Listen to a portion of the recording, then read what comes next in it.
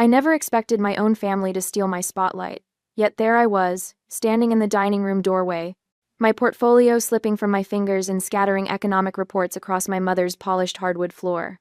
The sound of papers hitting the ground barely registered as I stared at the bizarre tableau before me. And then, I'll say, before my brilliant sister shares her economic insights, let me warm up the crowd with a few words about our family's charitable history. Bianca practiced, her voice projecting to an imaginary audience. She stood beside the mahogany china cabinet, one hand gesturing gracefully while Mother nodded with approval from her seat at the table. "Perfect tone, darling," Mother said. "Not too formal, but establishes the proper context." They'd been so engrossed in their rehearsal, they hadn't noticed me arrive early for our celebratory dinner.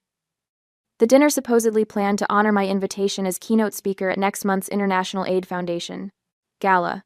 Mother spotted me first. Her smile faltered for just a second before brightening with practiced warmth. "Odette, you're early." Bianca turned, her expression shifting from surprise to something resembling pity. "Oh, don't look so shocked, you'll freeze up there without help." My chest tightened as a memory surfaced with painful clarity. I was 12, sitting at the piano during the Christmas recital, fingers poised over the keys for my solo. Then suddenly Bianca appeared beside me, nervously clutching her violin. "Honey, Bianca will join you," Mom had announced to the audience. They always perform better together. I'd spent weeks perfecting that piece alone.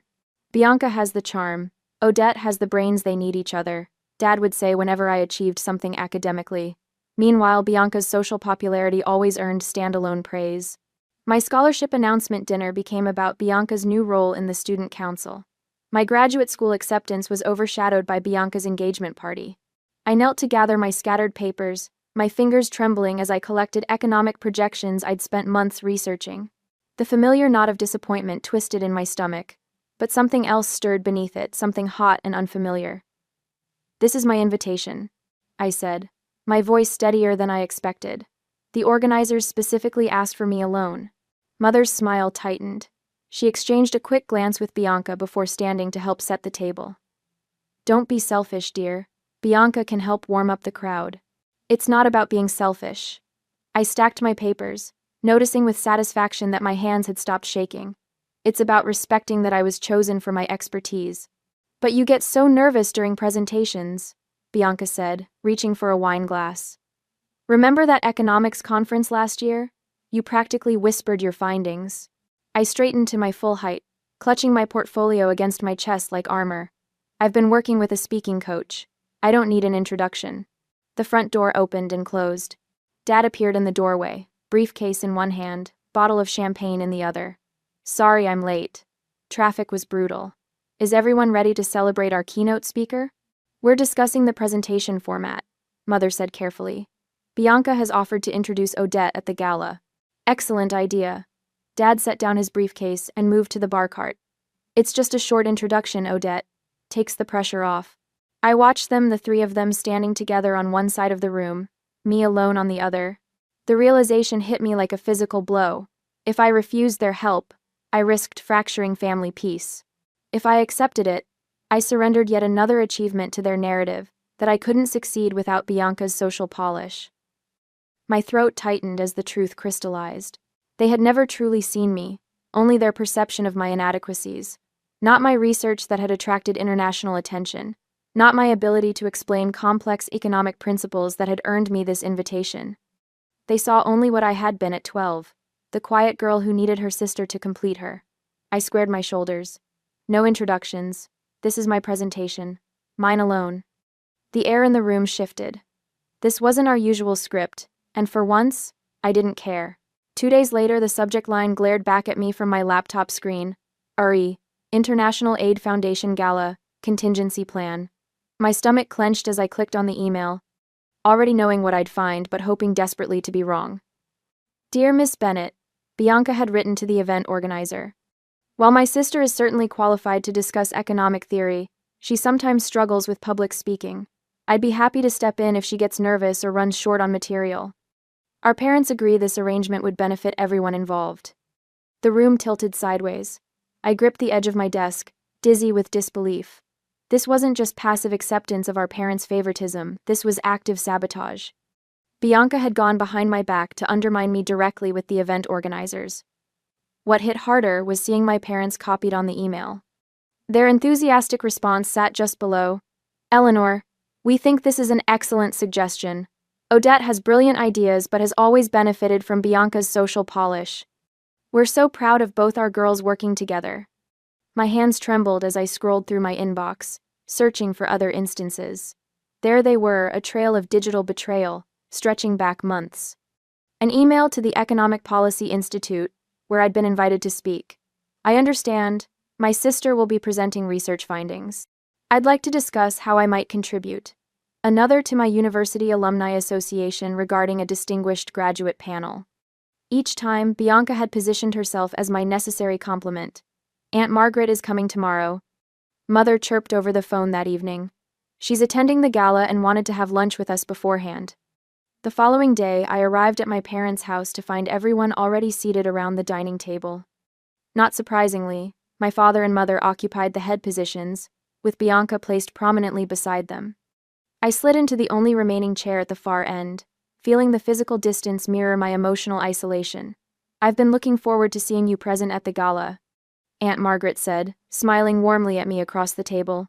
Before I could respond, Bianca set down her water glass with a delicate clink. "I've got the most gorgeous dress being made for our big night. Midnight blue silk, it'll photograph beautifully for the foundation's website." "Our big night?" I repeated, my voice surprisingly steady. Mother patted Bianca's hand. "I've already told the Hendersons and the Blackwells that Bianca will be introducing you. They're so looking forward to seeing both Marshall girls on stage." "I never agreed to that," I said, gripping my napkin under the table. Father cleared his throat. "I mentioned to Eleanor that Bianca could fill in if your speech runs short. The foundation needs to maintain donor interest throughout the presentation." My fork clattered against my plate. "You did what?" I caught Aunt Margaret watching me, her eyes narrowing slightly as she observed my family's casual dismantling of my achievement. The stakes suddenly crystallized in my mind. This wasn't just about one speech. The International Aid Foundation Gala would be attended by economic leaders from across the globe, people whose connections could significantly advance my career. If I allowed my family to diminish my role yet again, I wouldn't just lose this opportunity, I'd reinforce the narrative that had defined me since childhood. Odette the supporter, never the star. Despite years of professional success, my published research, my position at the think tank, the very expertise that had prompted this invitation, I felt doubt creeping in. Maybe I would freeze on stage. Maybe my presentation was too dry, too academic. The familiar weight of insecurity pressed against my chest. "This will continue forever if you don't stop it now," a small voice whispered inside me. "Odette, we invested a lot in your education," Father said, mistaking my silence for acquiescence. "Now it's time to be a team player. The family has always supported you." The lunch dragged on, with Bianca dominating the conversation with details about her dress, her planned remarks, even suggestions for how I should style my hair. I sat quietly, picking at my food, feeling increasingly invisible in my own story.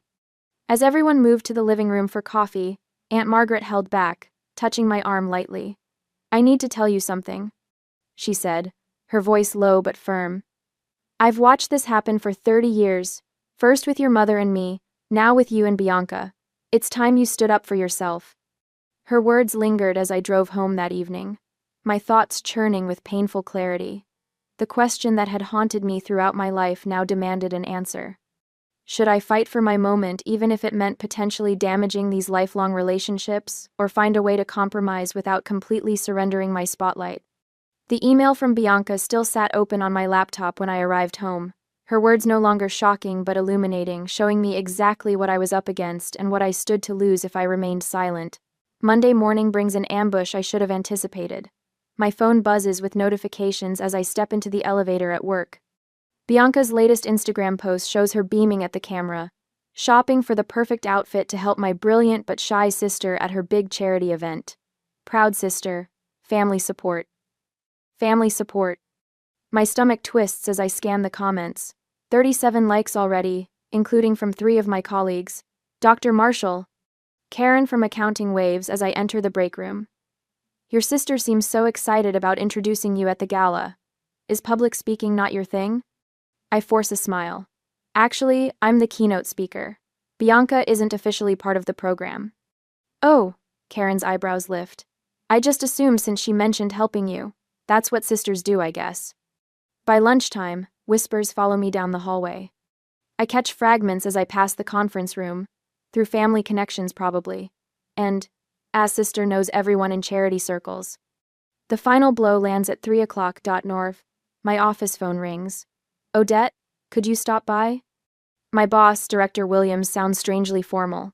Something's come up regarding the International Aid Foundation event. In his office, he gestures to the chair across from his desk. Your mother called this morning. The words hit like ice water. My mother called you? She mentioned your sister might be available to represent the family at future events. He studies my face. I wasn't aware this was a family affair. The invitation specifically requested you for your economic expertise. It's not a family affair, I say, heat climbing my neck. My research on sustainable development funding is why they invited me. My family has their own interpretation. That evening, I find my apartment door unlocked. Bianca's perfume lingers in the air. Just dropping off some outfit options. She calls from my bedroom. You left the spare key in the same hiding spot since college. I follow her voice to find my presentation materials spread across my bed. The carefully organized stack of notes and graphs now reshuffled into a different order. I looked through your presentation. Bianca says, holding up a page marked with her looping handwriting. I highlighted the parts you should emphasize and added some transitions to make it more audience-friendly. My throat tightens. You changed my presentation without asking? Just little tweaks. She waves dismissively. You always get so technical. Regular people tune out. After she leaves, I spend hours reconstructing my original organization, second-guessing every section. Did this chart come before or after the funding projection? Was this statistic meant for the introduction or the conclusion? That night, sleep evades me. I stare at my ceiling, Bianca's voice echoing. You'll freeze up without help. What if she's right? What if I do freeze? What if my research isn't enough without her social polish? The pattern continues for days.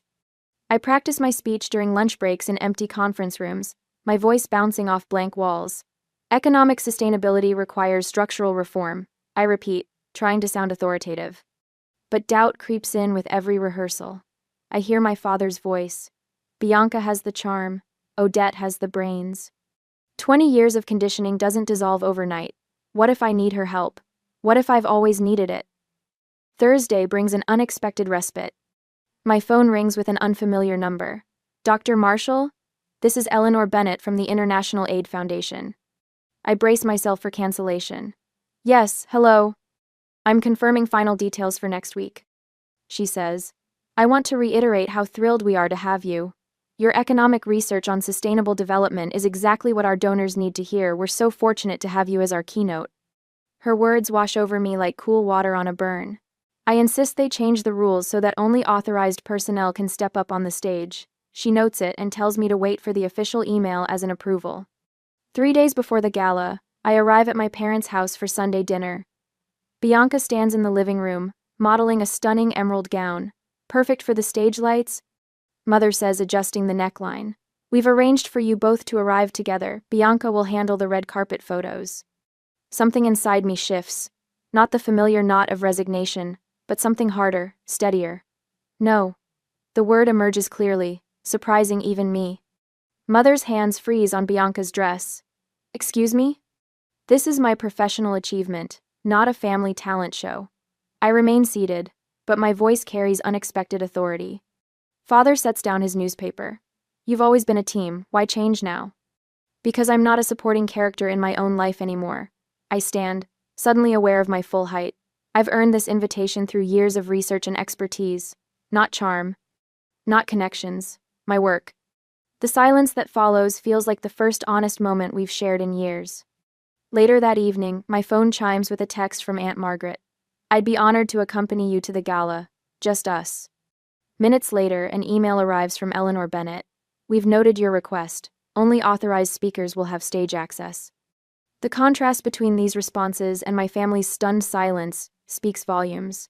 My supporters respect boundaries. My family pretends they don't exist. The next morning, I practice my speech again. But something has changed. My voice no longer wavers when I begin. I no longer start with, "I'm sorry to take your time," before making important points. I prepare a backup copy of my presentation and store it securely at my office. Eleanor sends a confirmation email with unexpected news. Speakers will receive special green wristbands limiting stage access. The evening of the gala arrives on Wednesday next week. I remove my carefully selected dress from its garment bag and freeze. There, along the seam, is a small tear, precise and deliberate, right where it would be most visible under stage lights. However, I have a backup plan. I slide the soft fabric of my backup dress over my shoulders, grateful for my foresight. The garment lacks the intricate beading of my original choice, but its clean lines and understated elegance speak of competence. Exactly what I need tonight. Better than expected, I murmur to my reflection, smoothing the burgundy material over my hips. The color deepens my complexion, making me appear more vibrant than I feel. My phone buzzes with another text from Mother. "Where are you? We're leaving in 10 minutes. I leave it unanswered, a small rebellion that makes my heart race. Instead, I call the car service I arranged yesterday. "Your driver is 5 minutes away, Dr. Marshall," the dispatcher confirms. 20 minutes later, I stand before the International Aid Foundation building, its glass facade reflecting the setting sun. Taking a deep breath, I walk through the entrance alone, my portfolio clutched to my chest like a shield. "Dr. Marshall." Eleanor hurries across the marble floor, her practical heels clicking a steady rhythm. "You're wonderfully early. Let me show you the stage setup." The auditorium stretches before us, rows of empty chairs awaiting the evening's guests. Eleanor guides me to the podium, explaining the microphone settings and lighting cues. I practice standing tall behind it, feeling its solid weight beneath my palms. "The sponsors will be seated here." She points to the front row. "And this," she hands me a green wristband, "gives you exclusive access to the preparation area and stage."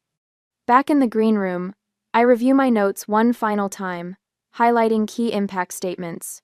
When Eleanor returns with two distinguished-looking gentlemen, I rise to greet them. "Dr.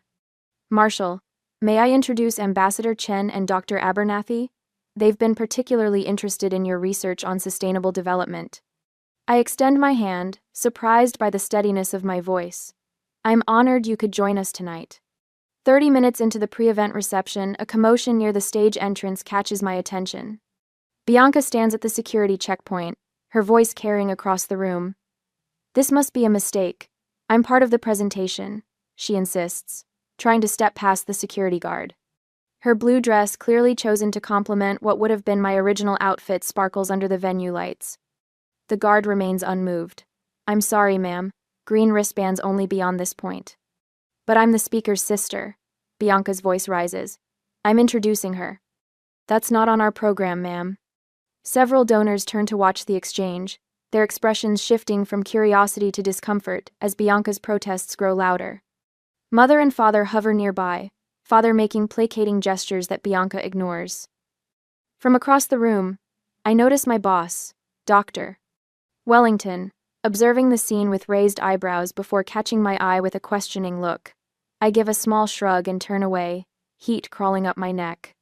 As I watch my sister being escorted back to her table, I wonder, should I acknowledge the awkward moment when I take the stage, or simply proceed as if nothing happened? Would addressing it head-on clear the air, or just create more drama? The seating arrangement tells its own story. Aunt Margaret deliberately chooses a table near the front, separate from my family. She gives me a reassuring nod when our eyes meet. Dr. Reynolds, my colleague from the think tank, positions himself at a strategic angle from my family's table.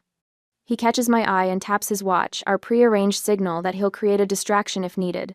When the lights dim to signal the program's start, Eleanor appears at my elbow. "Ready?" she asks, offering her arm as if escorting royalty. The gesture, so simple yet so profound in its respect, nearly undoes me. For perhaps the first time in my life, someone is supporting my moment rather than trying to redirect it. "More than ready," I reply, standing taller. We move toward the stage, Eleanor's presence creating a buffer between me and any potential interruptions. As we pass the family table, Dr. Reynolds engages my father in conversation, effectively blocking any attempt to intercept us. From my vantage point, near the steps to the stage, I can see Mother's fixed smile beginning to crack around the edges. Her fingers tap an anxious rhythm on the tablecloth as she realizes she can't intervene. Beside her, Bianca shifts in her seat, uncomfortable under the curious glances from nearby attendees who witnessed her earlier scene. A few whispered comments reach my ears. Wasn't she the one security had to? The master of ceremonies approaches the podium, tapping the microphone twice. Good evening, distinguished guests. Thank you for your support of the International Aid Foundation's important work. He pauses, scanning the audience. It is my great pleasure to introduce our keynote speaker this evening, the renowned economist, Dr. Odette Marshall. Eleanor squeezes my arm gently before releasing me. I mount the steps alone, my heart pounding but my steps steady. For once, no one walks ahead of me, no one waits to share my spotlight. I am, finally, stepping into my own light. I approach the podium with measured steps, my heels clicking against the polished stage floor. The spotlight feels warm on my face, surprisingly comforting rather than intimidating. From the corner of my eye, I catch movement Bianca rising from her seat, smoothing her emerald dress as she moves toward the stage steps. There must be some confusion. Father calls out, waving frantically at the MC. The gesture reminds me of how he'd flag down waiters when his steak wasn't cooked to his liking. Mother leans toward the couple seated beside her, her voice carrying just far enough. Both daughters are presenting tonight. Family tradition, you know. Bianca flashes that practiced smile, the one that appears on Christmas cards and family portraits a touch too bright, straining at the edges. Father stands now, gesturing with increased urgency, his program clutched in his fist like a baton. The security guide, a woman with silver-streaked hair and a clipboard, marked with green wristband protocols, steps smoothly into Bianca's path. I'm sorry, ma'am. Only authorized presenters beyond this point. Her voice carries a gentle firmness that brooks no argument. I take my place behind the podium, adjusting the microphone with steady hands. The notes I've prepared rest before me, but I barely glance at them. Months of research, years of expertise, and a lifetime of waiting for this moment converge as I look out at the expectant faces. Good evening. I begin, my voice clear and controlled. I'm Dr. Odette Marshall, and tonight I'll be sharing research on sustainable economic development in rural communities. The words flow with unexpected ease. I present complex data with clarity, walking the audience through economic principles without apology or hesitation. On the projector behind me, graphs and charts, all my own work, illustrate patterns that took months to identify. I'd like to acknowledge those who truly supported me through this research journey, I say, meeting Aunt Margaret's gaze. She sits straight-backed at her table, nodding with unmistakable pride. Eleanor Bennett, seated near the front, smiles encouragingly. Pens scratch against notepads throughout the room. Several attendees type rapidly on tablets. The CEO of Global Resources leans forward, elbows on the table, entirely focused on my analysis of resource allocation models. My research demonstrates conclusively, I continue, warming to my theme, that when we empower overlooked voices within economic systems, everyone benefits, not just those previously marginalized, but entire communities. The spotlight intensifies as I move toward my conclusion. My shadow stretches long across the stage floor, somehow larger than I remember it being. The audience sits captivated. Even the waitstaff have paused to listen. Before concluding tonight, I say, I'd like to share a personal observation about economic empowerment. I straighten my shoulders, feeling taller than I have in years. Throughout my research, I've observed that sustainable growth only occurs when individuals learn to step into their own light to claim their rightful place, rather than existing in someone else's shadow. From the family table, Bianca begins applauding prematurely, a little too enthusiastically. That's exactly what our family has always. Excuse me, interrupts a silver-haired woman I recognize as the chairperson of International Aid. I'd like to hear the rest of Dr. Marshall's analysis. Her tone is polite but firm, silencing Bianca instantly. The interruption creates a ripple of murmurs. All eyes return to me, not to my sister, not to my parents, but to me alone. My family for once becomes irrelevant background players rather than directors of my narrative. I stand taller, my voice strengthening with each word. When we create systems that validate every voice based on merit rather than privilege or connection, we don't just achieve economic balance, we restore human dignity. And dignity, I say, making eye contact with donors around the room, is the foundation upon which all sustainable futures must be built. The applause begins before my final words fade. It swells through the ballroom, thunderous and sustained. The MC returns to the stage, shaking my hand vigorously. "Ladies and gentlemen," she announces, "I'm thrilled to share that tonight's event has generated record-breaking donation pledges. Dr. Marshall's research has clearly struck a chord." As I step away from the podium, several people rise from their seats, approaching with business cards extended. I recognize the logos of international organizations I've long admired: the World Bank, United Nations Development Program, Global Economic Forum. "Dr. Marshall, we'd love to discuss implementing your resource allocation model in our Southeast Asia initiative," says one. "Your analysis on microfinance applications is exactly what our Africa program needs," adds another. Across the room, my family sits in uncharacteristic silence. Mother leans toward Bianca, whispering urgently, her hand gripping my sister's wrist. Bianca's expression registers something I've never seen there before, not anger or jealousy, but genuine shock, as though witnessing something she'd believed impossible. For the first time in my life, I feel no urge to check their reactions or seek their approval. The spotlight is exactly where it belongs.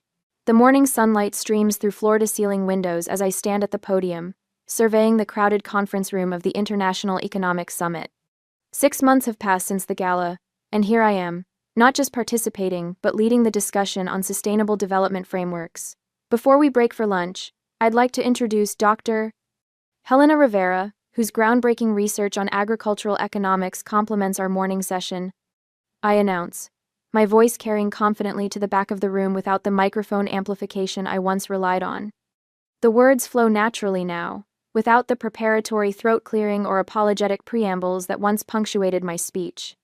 When a question comes from the back about conflicting datasets, I don't hesitate or glance around for support. That discrepancy actually highlights a critical point about methodology, I respond, stepping away from the podium to engage directly. The room leans forward collectively, notepads ready. Even Ambassador Thornton, notorious for his skepticism, nods with grudging approval. My colleagues no longer preface my introductions with qualifiers like, "though she's rather quiet," or "despite her reserved nature." Now they simply defer to my expertise with phrases like, "as Dr. Marshall established in her recent publication," or following Odette's framework. The transformation isn't just in how they see me, but in how I occupy space, shoulders back, eyes level, voice steady. Later that evening, I find myself back at my parents' dining room table, the scene of countless diminishments. The setting is eerily similar to that night 6 months ago: mother's polished silverware, father's crystal glasses, Bianca seated in her usual place of prominence. "So this conference in Stockholm," father begins, cutting into his steak. "Will you be presenting alone or as part of a panel?" "Solo presentation, followed by a roundtable discussion," I answer, noticing how my appetite remains steady, unlike previous family dinners when anxiety would knot my stomach. Bianca's fork pauses halfway to her mouth. "You know, I've been reading about effective presentation techniques. I could help you prepare some audience engagement strategies." "Thank you, but I've got this covered," I say calmly, taking a sip of water. The words hang in the air between us. My parents exchange glances but say nothing. The silence feels different from the tense disapproval of the past. There's something like respect in their restraint, however reluctant. The following weekend brings a small gathering at Aunt Margaret's garden apartment. Eleanor Bennett has brought champagne, and Dr. Reynolds arrives with an elaborate charcuterie board. The conversation flows easily, untainted by competition or undermining. "To finding your voice," Aunt Margaret announces, raising her glass as sunset paints the room golden, "and those who actually listen." End quote. She presents me with a small package. Inside is a framed photograph of me at the gala podium, captured in profile as I gesture to explain a complex concept. The audience faces me, fully engaged. The silver frame bears a small engraved plate, "Your Spotlight." Back in my office a week later, I review the invitation that arrived this morning. The World Economic Forum wants me to deliver a keynote address on sustainable growth models. The walls around me now display framed awards and recognitions earned over the past 6 months. My calendar has transformed from the carefully blank expanses I once maintained to accommodate family expectations into a colorful tapestry of speaking engagements, consultations, and research presentations. My phone buzzes on the desk, Mother's name appears on the screen. She's called 3 times this week, each conversation slightly less awkward than the last. This time, she asks, tentatively, if they might attend my presentation at next month's local business forum. As I look at my mother's name on my phone screen, I wonder if family relationships can truly evolve or if some boundaries must remain permanent. Is it possible to forgive those who diminished you for years without allowing them to do it again, or is maintaining distance the only way to preserve your hard-won confidence?